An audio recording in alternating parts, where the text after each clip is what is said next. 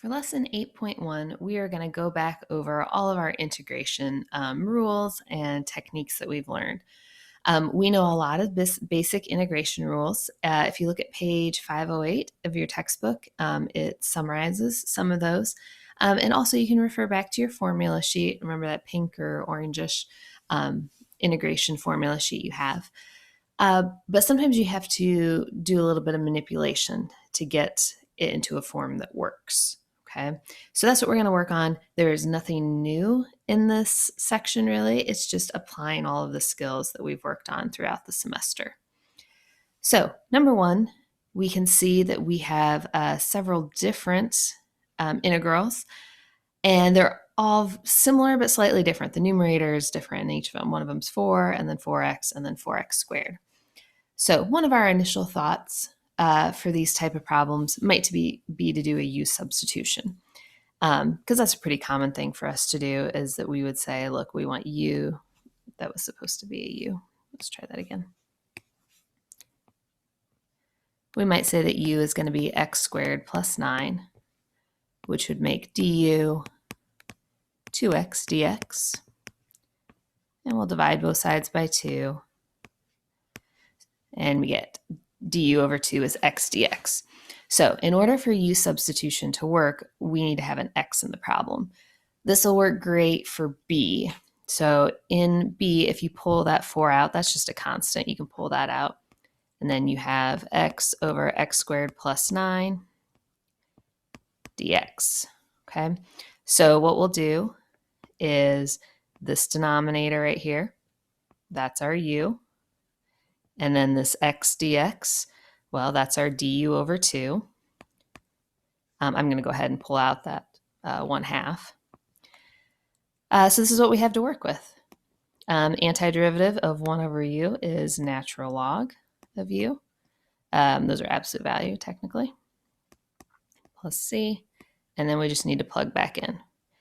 Now, when we plug back in, u was x squared plus 9. That is always going to be positive, so we can drop the absolute value. All right, so we have accomplished b. U substitution is not going to work on a or c because we don't have that x dx in the problem. So we're going to need to use other techniques. Maybe you noticed that a looks a little bit familiar. If you pull the 4 out, that's just a constant, so you're allowed to do that. We have 1 over x squared, and 9 is the same thing as 3 squared. And maybe you recognize that that one is actually arctangent, exactly in the format. So, refer back to your sheet of derivatives, antiderivatives, to find that. But the antiderivative is going to be 1 over a, and in this case, a is 3. And then arctangent of u over a, so in our case, that's x over 3, plus c, one last step to clean that up, 4/3 arctangent x over 3 plus c.